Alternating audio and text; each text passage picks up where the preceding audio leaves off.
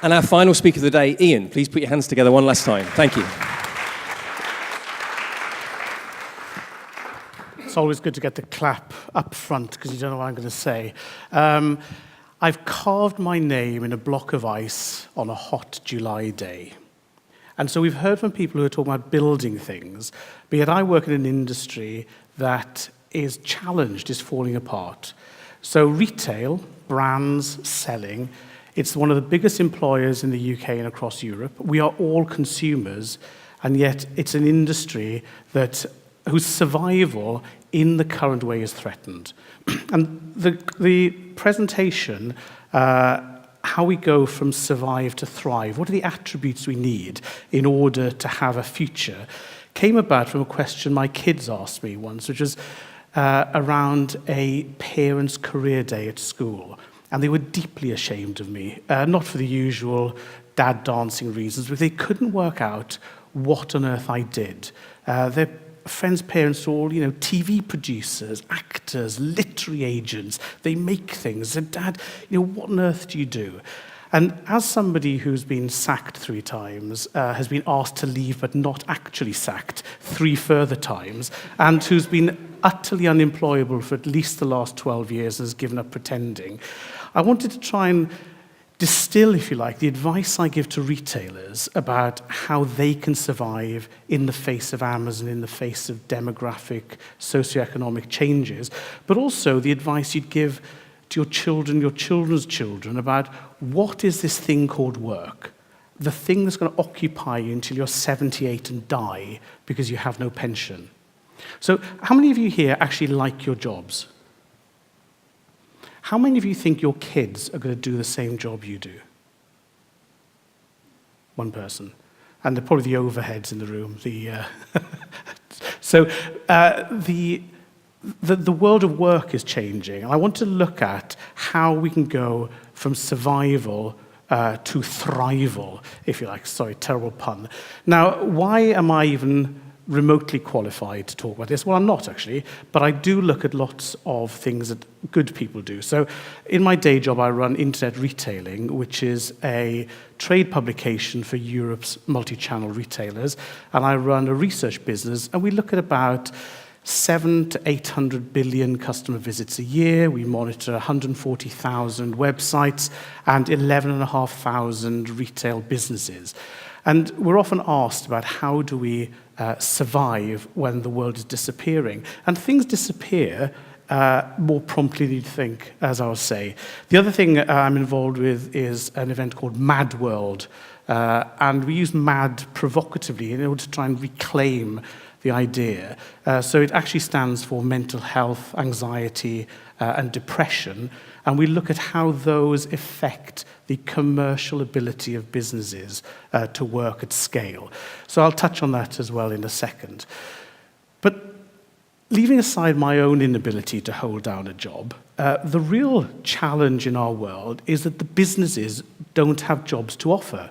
My mother taught for 30 years, retired with a pension. My grandfather worked in the coal industry all his life, retired and died 18 months after retiring. If you'd said to them, get another job, or you have no job security, then they wouldn't quite know what I was talking about. Whereas we don't have job security. If you don't make it, you don't eat. But equally, the companies themselves don't last. Here's the trailing average 7-year life of companies on the Standard & Poor's 100 index. And what we can see is back in 1957, an average S&P 100 company would be around 63 years old. And they'd be companies that did things.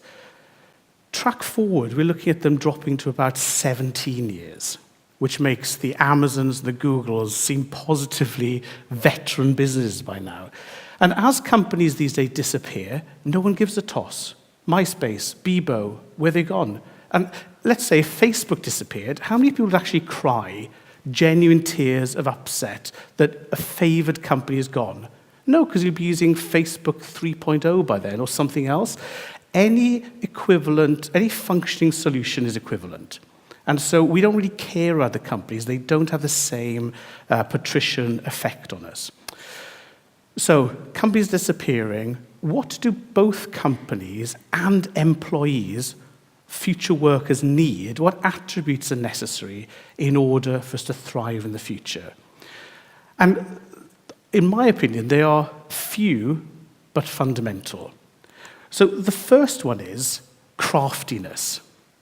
Never mind professions, I am a chartered accountant, and I'm so old that my idea of job hunting was to walk out of my halls of residence where blue chip companies lined up to offer me a job. So I got my first job, I didn't even do an interview, I had just job offers. Anybody else do that? No one else is as old as me. It just doesn't happen anymore. It doesn't happen anymore. And every time we offer a job for an underpaid wage slave, we get 600 bots sending us more or less equivalent CVs. The world has changed, but you need a craft. Is it a nice profession like accounting? No. Because anything you can reduce to an algorithm will be done better by AI soon. We need to have craft. Now, craft means the consistent application of difficult stuff. And it's not even coding. The reason I put my Hello World in calligraphy is the calligraphy is the craft, not the repetition of some 101 coding stuff, which you all know will be auto-generated by people cleverer than you in no time. So the key to craft is that you have to own the problem as well as the solution, as well as the tools. You master the problem space. So when I go to the hairdresser and say, I've got an increasing balding bit, I like my beard because it hides my double chin, do something with my head, they have to own the problem space. They don't just put a bucket on my head with AI-driven lasers that burn my hair off. They go clicky-click and do things I don't understand. They have a craft. And they also do it in a way where they keep developing their skills. And so we have to ask ourselves, if your profession can be parried. I was a lawyer, now I'm a paralegal. I was a medic, now I'm a paramedic. I was an accountant, now I'm an algorithm, which I paid £200 a year for, and it just does my accounts for me. We're looking for things where you can own the problem space. And so companies need to own the problem, own the mechanism of doing it, and own the solution they offer to customers as well. We can see this in retail. For example, here's a store in London where it's a climbing shop, but they've actually got an ice wall, and the people who are selling you the ice axe need to get up the wall themselves. It's not just, can I climb? It's, do I know the right thing for you to climb? Where are you climbing? Is it hard ice, water ice, snow ice, compacted ice, decaying ice, soft ice, bendy ice? What type of thing do you want to do? Which of the many items you're wearing can I sell you at which margin? What do the manufacturers think? What are the other options for me? We have to give the staff the expertise and the space in which to deploy that expertise to solve things for customers. But specialism itself can be a dead end. So when you look at specialists, it's often the archaeology of past success. And in order to support, for example, your marketing director or your logistics director, then they've built things around them that may have optimized in a local maximum. And as the problem changes, it's very hard to be less good than you were before. And so from a business perspective, we enter an age of permanent suboptimal performance. Because we're always saying, look, I'm really good at what I do today, but I don't need to do that anymore. I need to do this. And I'm pretty shit at this, but I'm learning because I'm a craftsman, and I'm flexible, and I'm agile, but I'm only going to be half as good as someone who's really good, and I won't have time to become brilliant because I'll have shifted again. And so because we have these worlds of permanent agility, permanent learning, we're also all going to make a lot less money. And so if you work for a company that says, I love A/B testing, but make sure A is always right, and you never have any suboptimal results, you work with a really crap company that's not going to be around very long.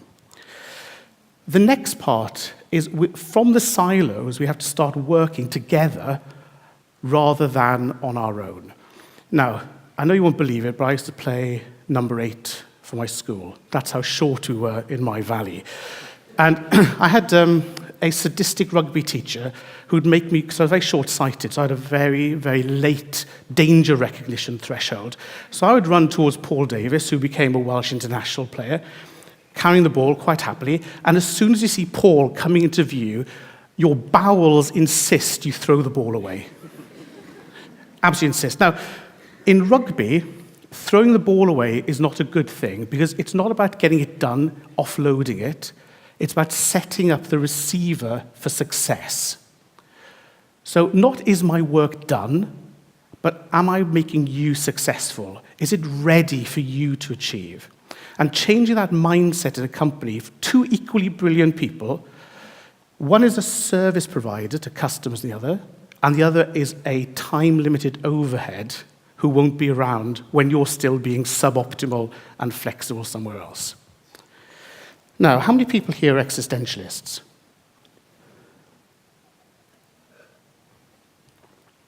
Well, the problem is I want to be an existentialist. I believe in projects that invest meaning in the midst of my life. Unfortunately, the desire of existentialists is to be authentic. However, if you want to be authentic, you are not authentic. Because if you're authentic, you're just so in what you're doing, you're not self-actualizing and thinking, God, don't I look really good doing this charity work? I better put my humble face on for my selfie. Oh, no, not me. So businesses that are authentic have a much greater advantage over those who don't. Now, I don't want to single out Tesco here, but it is a well-known fact that while we admire Tesco, no one loves Tesco, and not many people like Tesco. So when they decide they want a bit of personality, how many people here believe that that lovely woman in the top left is actually called Mel, that she wrote that herself, and that her driving desire is to help you, or that she actually loves and recommends the tuna steak? That's not even her writing. It's probably done by some standardized algorithm, the chalk font. So you cannot pretend to be authentic. You have to be authentic. One company that is quite inspiring with this is a company called Patagonia. It's now $1 billion business that doesn't care about being $1 billion business. It cares about having fun, so climbing, surfing, etc., and giving back to the planet or protecting. The CEO of Patagonia has launched a legal campaign against Trump in order to protect some of the wildernesses that Trump has declassified. So he's willing to make a stand. I was at one of their stores last week, and they said, sorry, when the polls are open, we are closed. And because they believe in voter registration, they close their shops so that all of their staff get to go and vote. So they do what they do, and they accidentally make money, but what they're saying is the goal of the corporation is not to make the most money possible.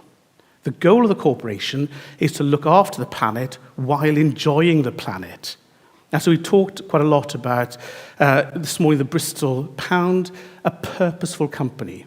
So you can be purposeful, and you can say to people, just don't buy my product. They offer free refurbishment in store. They will take back all of your clothing, and they're selling more and more post-consumer recycled product. At the same time, we have companies like Nike, who are being authentic, or trying to be. People follow the Kaepernick thing. So the problem with Nike is that their stuff doesn't have necessarily integrity.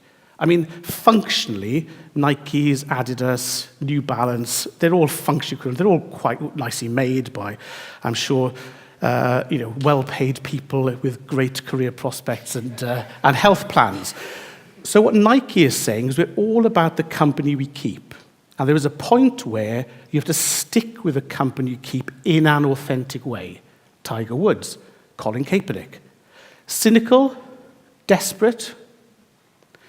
What Nike is saying is, listen, if you're a fat 75-year-old racist, you're going to die, so we're not going to pander to you through marketing. Whereas if you are a millennial, edgy, committed person, that's who we want. And the weekend this ad went out, they had a 31% increase in online sales on the 3 days after this event. So purpose, etc. Now, one of the other things to think about is about mental health. And there are two aspects to this. The first one is you've got to manage your own mental health. rather than being sucked dry by a corporation or a wage system. We heard this morning a number of really eloquent articulations of how you need to come to accommodation. And we're each different. I wake up happy in the morning, and by the end of the day, I hate my staff. I hate everyone else I know. Some people go the other way around. But we each have to find our own way. But also, an important aspect is the mental effort of making the glass half full. Now, there are some people in life, like if a glass is half full, it's just half. It's neither full nor empty. It's sort of a false idea. But there are some people who, by sheer effort of mind, can turn a shitstorm into a picnic. Because they have a personal inside nuclear generator of happiness. Now, those are the people you want to be. And if you're not, pretend you are, because the more you pretend you are, the easier it comes. And you need it for two reasons. One, because it motivates people. You want to be the person that makes my son look like that. All right? If you're not, nobody needs you, nobody wants you. Even if they're related to you, they'll find ways to avoid you entirely and hope that other well-meaning people will take you on as a project. Make the glass half full. And if you can do that, it's also the same as being the only grown-up in the room, whereas when there's a problem, you'll step forward and say, let me do that. And it's interesting, some things Mary was saying, because even without a mobilizing framework, people who just step forward and make, people who step forward and do, and people who step forward and fill are the people who will not only survive, but will help us all thrive. And let's hope all your glasses are made at least half full. Thanks.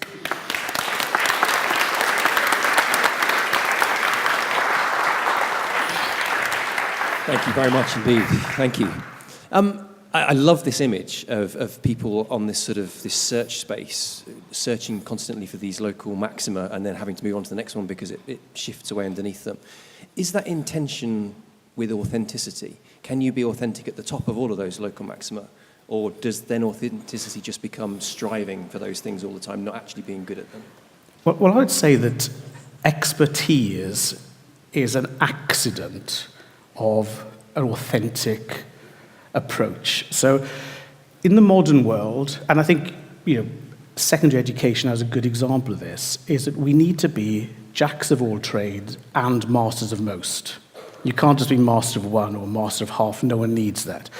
So I think where you have passion, you will develop expertise. I mean, I know some really stupid people, but I've never come across anyone so stupid who, following a passionate application of effort, has not improved. So I think it's key that where you need to do something, and there's a mobilization there, you will definitely learn that. And I do quite a lot of interviewing of staff, and once you're looking for someone, say, board level, and you look at maybe 2 or 3 candidates, they're all equally brilliant, maybe in different ways, and they can all do the job. So you really think, well, what am I looking for? So if you ask somebody, what is the last really difficult thing you taught yourself? Why did you do it? And how did you do it?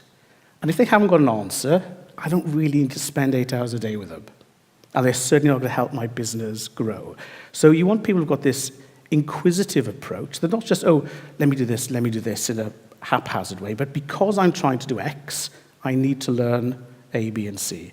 And I think this is one of the reasons I say that any 14-year-old today is already an entrepreneur, even though they don't know it, because they have no security.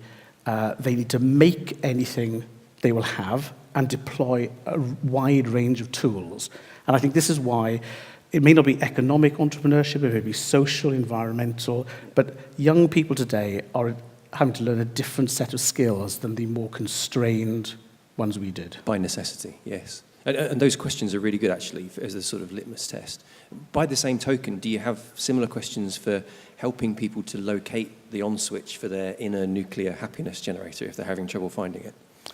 Well, we've had some situations where, especially when people are under pressure, they'll often moan because it's their release. And so you just have to say to them, look, we've spent 7 minutes on Skype with you doing screen after screen of moaning. What else could you have done with that 7 minutes? And again, the number of people just stop and think, my God, you're right. So that's the first thing, is just make people aware of behaviors. And the second thing I find is, again, this comes counterintuitive, is praise. Like, I'm not a nice person. My default is sarcasm, even though I'm happy. Whereas it negatively affects other people. Whereas if you can recognize where people have gone from B to C, F to G, even though they haven't reached Z yet, the fact you recognize it makes you happier and makes them happier and more motivated. So I would say if there's only one thing you do is just look at everyone, find one thing they did well, and thank them for it, however small. And that will build it up. Thank you. One last thing from me. Is there a rule of thumb to telling the difference quickly between an authentic and an inauthentic brand?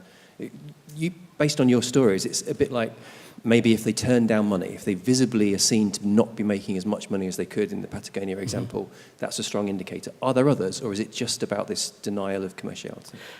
Well, no, it's absolutely not that. Authenticity is in the hand of the consumer. So they give where they see it. And I think, was it Alex was talking earlier on about arseholes? You know one when you smell one. And I think it's the same with authenticity. Inauthenticity smells, authenticity inspires. And you just know it. And the more knowledgeable you are, the more demanding you are. So if I wanted a synthesizer I know nothing, I would be satisfied at a lower level. But the more you know, the more demanding you are, and you'll seek out and find people who match and exceed that. And I don't think it's any coincidence that in the panel on survival, we've got 4 extremely authentic businesses and speakers. Thank you very much for tying that all together for us. Thank you, everybody.